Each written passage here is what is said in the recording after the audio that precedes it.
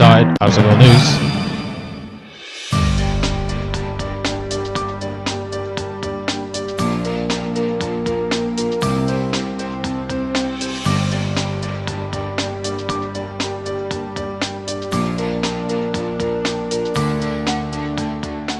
Welcome to the 2015 Pennsylvania Savage Race. We'll be covering the pro race this morning on this drizzly June afternoon. Good luck to all the athletes out there. Let's head over to the start. The cold and wind didn't deter these Savage athletes as they prepared for this 5-mile course on the grounds of Skirmish USA Paintball. This unique venue provided a hub-and-spoke design where race designers sent the athletes out into the woods only to come back and complete clusters of obstacles. As the race got started, some newbies headed out in front, followed by Ryan Atkins, Jordan McDougal, and several other athletes.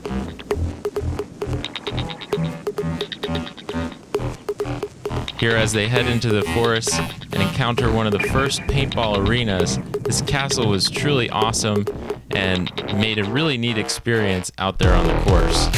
Heading through the castle, you can see no Ryan Atkins in sight. Apparently, Ryan Atkins and a few other athletes, including Jordan McDougal, went off course as Lindsay Webster and Corrina Coffin head through the rock crypt wall traverse.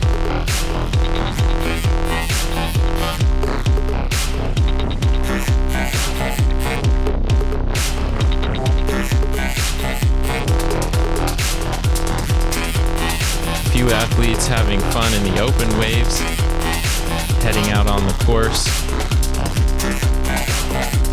One of the awesome Savage Race obstacles, including the Shriveled Richard.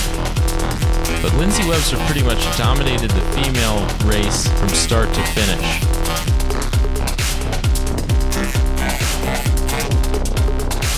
Here you can see Corrina Coffin coming through the fabled Sawtooth monkey bars. With that Sawtooth there in the middle, it makes it pretty challenging. The uphill pitch going sideways definitely helps, as you can see this female athlete. Although her arms are straight, it really does help. You can see some of the guys in the background keeping their arms at 90 degrees. Despite going off course, Ryan Atkins soon made up ground. And coming across the balance beam nut smasher here, reclaims first place.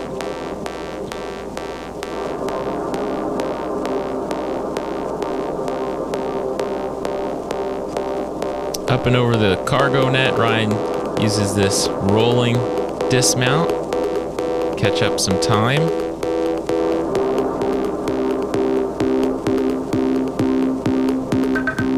And second place gets a little hung up here.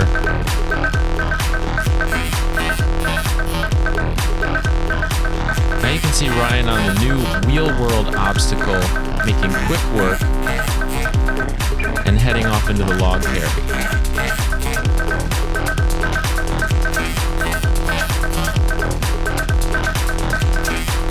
After the teeter tuber obstacle, Ryan jumps over the fire and you can see the Colossus obstacle looming in the background.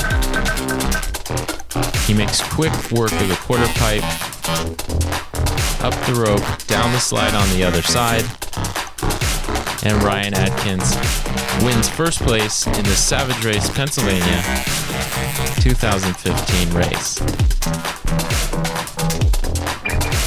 A quick congratulations from Garfield Griffiths, and second place Andrew Michalik, hopefully I said that right, sorry if I didn't, comes in second place, with Jordan McDougal rounding out third. As Lindsay Webster makes her way up the teeter tuber obstacle, no other women in sight. Over the fire and up the Colossus ramp.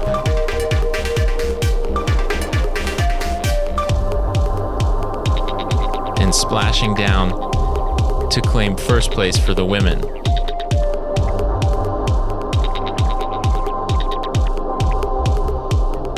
A nice high five from Kevin and a big hug from Ryan. This is second place women's athlete Jackie Landmark.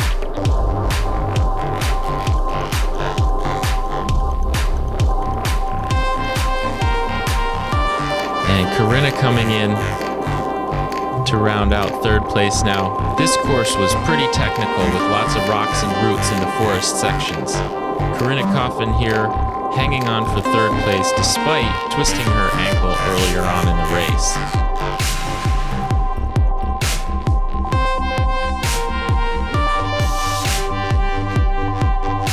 The Colossus slide is absolutely fun. And you gotta check out Savage Race.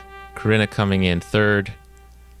Little high five from Keith Allen. And let's talk to the athletes. The race went pretty well. There was some guy who just went buck wild off the start for the first 600 meters. He was running like I could not stay with him, and then he died pretty quick. And then it was me and Jordan McDougal, an ultra runner guy, and we were kind of just running together. We had maybe like a minute and a half gap on the rest of the field after about 2.5K. And then we took kind of a wrong turn. There was this blue tape out there on like the part of the paintball field, and we were told to keep the blue tape on our left, so we just started going with the blue tape on our left, and it took us in a big circle, and then we ended up back on the course like 400 or 500 meters, back. I didn't know how far behind I was, so I just ran until I caught first place, and then I kind of backed off.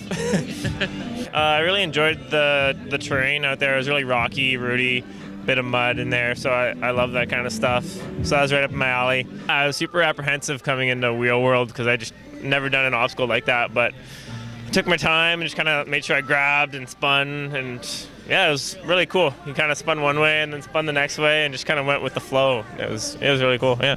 I love obstacles. I love just going over them, figuring them out, and this is my second Savage Race now, so I kind of have a bit better feel for the obstacles and kind of what they're like.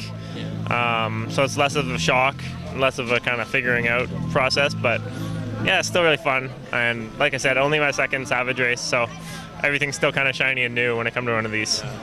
Well, congrats again on your big win today, and we'll see you again soon, all right? Thanks, Joel. Thanks. Oh my gosh, I was really nervous about like all the monkey bars and the Wheel World, the new obstacle. I haven't done that before, so it being wet, I was scared I'd slip off of them and everything. But yeah, I love the course. It was really fun. Was there anything, you said the Wheel World was a little bit tricky, or you were worried about it. How did you handle that one? You know what? I creeped their Facebook page before, and they had a video up on how to do it. So I think I watched it probably about like 30 times last night. Well, it's cold and wet, which is unusual in the summertime in Pennsylvania, I would think. And we were expecting a little warmer temperature, but looks like it's a good race. I mean, it's really muddy out there, and people seem to be having fun. So, it's going. How are the reactions to the new Wheel World obstacle?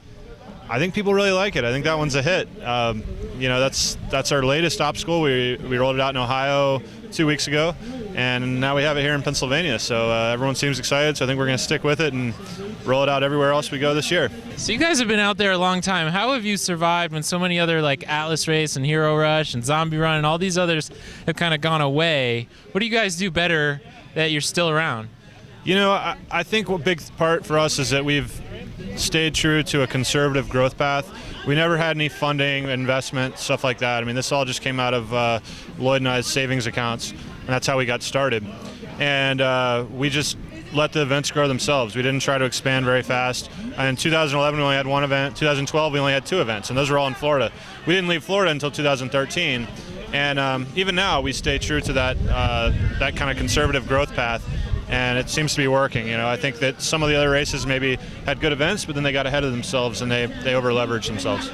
All right, thanks very much, and thanks for coming by to talk with me. Thank you. Thanks for watching Inside Obstacle News. Don't forget to subscribe to my channel and check out some of my other awesome clips, training tips, and interviews.